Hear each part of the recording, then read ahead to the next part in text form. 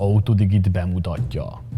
Egy autógyár, akinek a fiát Stilónak hívták.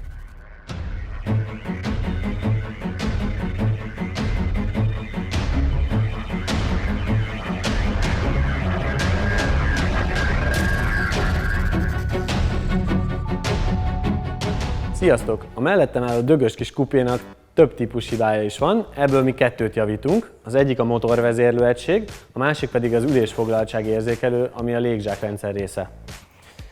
Először is, mielőtt a motorvezérlőt kiszerelnénk, nézzük meg, hogy milyen jellemző tüneteket okoz ez a műszerfalon.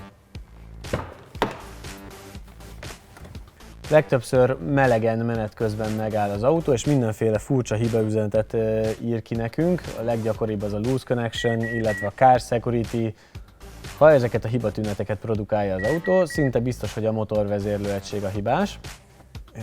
Ehhez vegyük le a gyújtást, és szereljük ki a motorvezérlőegységet. Nézzük meg, hogy kell akkor az ECU-t kiszerelni. Ehhez mindösszesen egy 10-es dugókulcsra van szükség.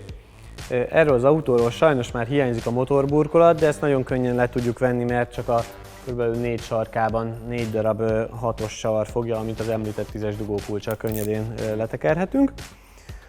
A motorvezérlőt szintén 4 darab 6-os savar fogja, viszont ehhez először le kell venni a motorvezérlő csatlakozóit, ehhez itt az elején meg kell nyomni ezt a patentot, ezt a kart hátrahajtani, és könnyedén le lehet venni, a csatlakozó letolja saját magát.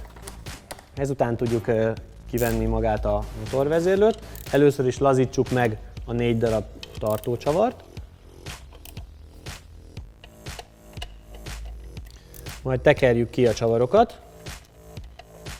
Amint látjuk, ez a motorvezérlő közvetlenül a motorra van szerelve, így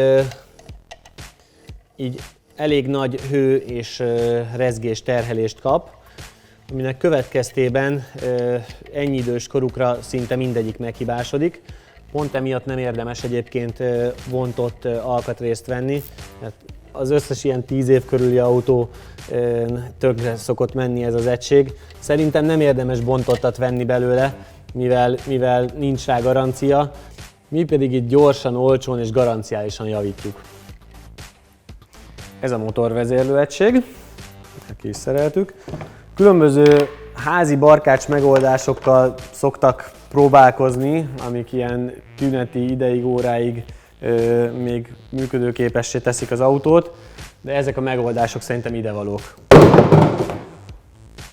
Tehát ezt a vezérlőegységet juttasd el hozzánk, ha postán küldöd, jól csomagold be a műanyag részeket.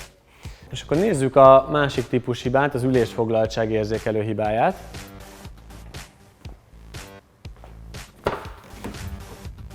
A hibatünet, amit tapasztalunk az autón, hogy világít a légzsáklámpa. Ez több hiba is okozhatja, de leggyakrabban az ülésérzékelő szokott meghibásodni. Ehhez hajtsuk ki ezt a kis fekete műanyagtálcát. Ezen van 3 darab csatlakozó, egy narancssárga, egy szürke és egy fehér. A narancssárga az ülésben lévő oldal légzsák csatlakozója, a szürke színű az ülésfoglaltságérzékelő csatlakozója, illetve a fehér az övcsapé. Nekünk a szürkére lesz szükségünk. Egyszerűen ezt úgy tudjuk innen levenni, hogy letoljuk ezt a szürke csatlakozót, majd ezt a kis gombot, hogyha megnyomjuk, akkor a csatlakozót szét tudjuk húzni. Ez az a vezeték, ami az ülés felé megy, ez a fekete kábel, amiben 3 színű vezeték van, egy piros, fehér és barna.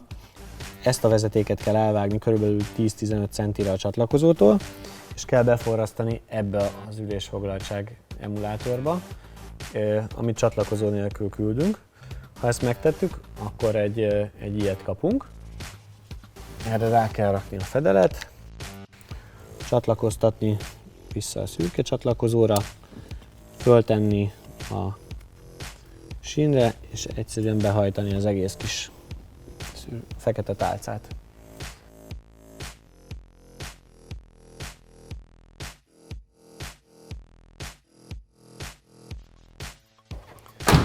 Javítasd velünk Stilódat, hogy álomautód ne váljon rémálommá.